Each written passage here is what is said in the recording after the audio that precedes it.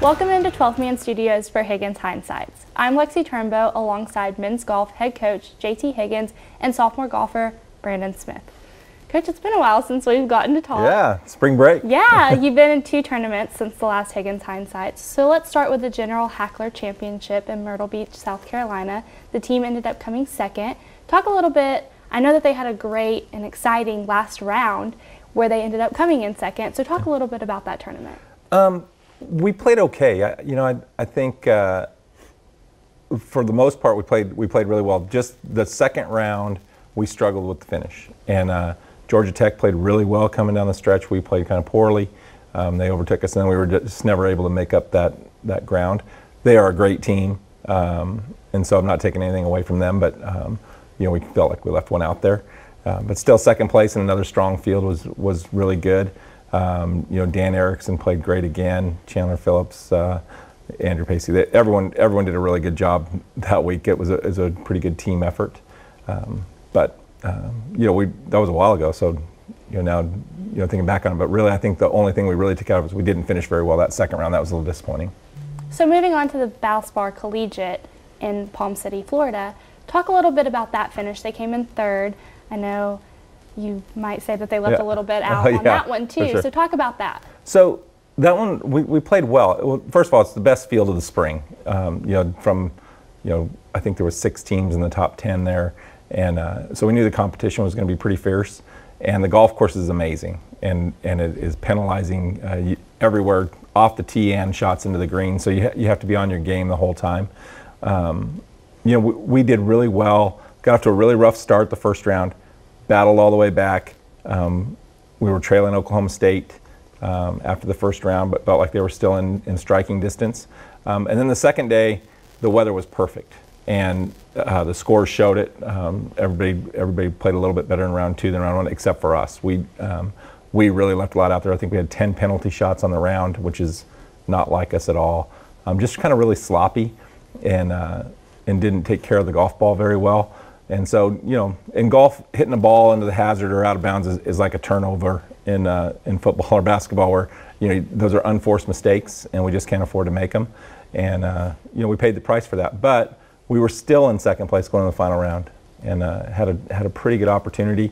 The guys came out firing. Brandon was 5 under through 5 holes or something, and Dan was 4 under. So we were 9 or 10 under as a team, and we'd cut the lead to about 3.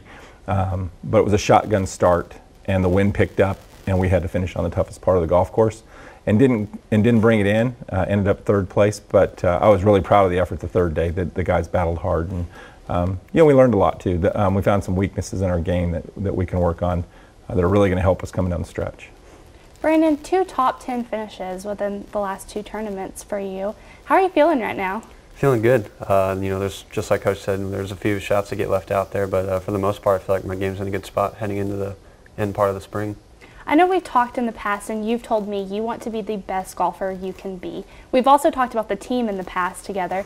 So tell me about this team and how they're helping you become that best golfer. I just think how everybody's helping out each other. We know that we want to be the best we want to be, at the end of the season, when all the tournaments are coming to an end in the postseason. But I just think everybody's, starting to click at the right time of the year, and just having guys that are having your back when you're not playing well, and even encouraging when you're playing your best. And I think that's really important to have, and it's just really good to have teammates that are pushing you at each step of the way. Coach, I know you've said time and time again you want to be the best team in April and in May. Right. It's almost April. Yeah, it's here. I know you have a great momentum going. How do you keep that going? Well, I think the guys are doing it. The work ethic is amazing. They're out there every day. I got to compliment guys like Brandon, Walker, Reese, that have all really been competing for that 5 spot all spring. Brandon hasn't been in the lineup. He's been nothing but encouraging, pushing the younger guys and working with them and bringing them along. And now they're pushing him and cheering for him, and when he's in the lineup. So it's great that everyone's competing, but at the same time trying to help each other get better. That's been great. We're playing really well. I'm not worried about the physical side. We've got to be better with our wedges. We know that. We saw that in Florida. We've got to be a little bit better off the tee, especially in a left to right wind. We have a little bit of a tendency to come out of the shots, and we're losing the balls right. But if we take care of those two things, I think our short games are amazing. And the attitude's great. The poise and composure is fantastic. They never give up. They're just so resilient. It's just been a pleasure to be around them. So I think we're in a perfect position for the stretch drive. You know, we're playing at home in a couple weeks, and then you know, then you got SECs, regionals, and nationals. So we're ready. You mentioned that playing at home, the Aggie Invitational is coming up at the beginning of April. So talk about, this is your last tournament of the regular season before you head to the SEC championships. How important is that to play at home before you go off? Well, it's great for everyone to have their family and friends out to see them play. That part's great. And we're playing on a golf course that we play every day.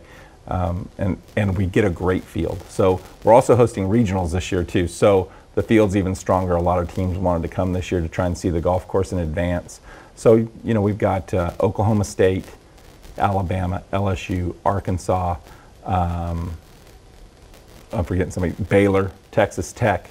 All those teams are in the top 12 in the nation, counting us. So I think we have 7 teams in the top 12 that are here, probably 15 of the top 50 players.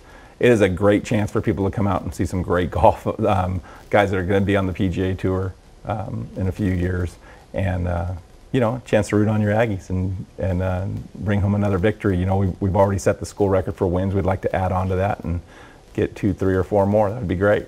Well, congratulations to both of you on a fantastic spring season, and thank you for coming. Thanks, Lexi. You can catch the Aggies back in action at the Aggie Invitational April 7th and the 8th. Make sure to head out and cheer on your Aggie golf team.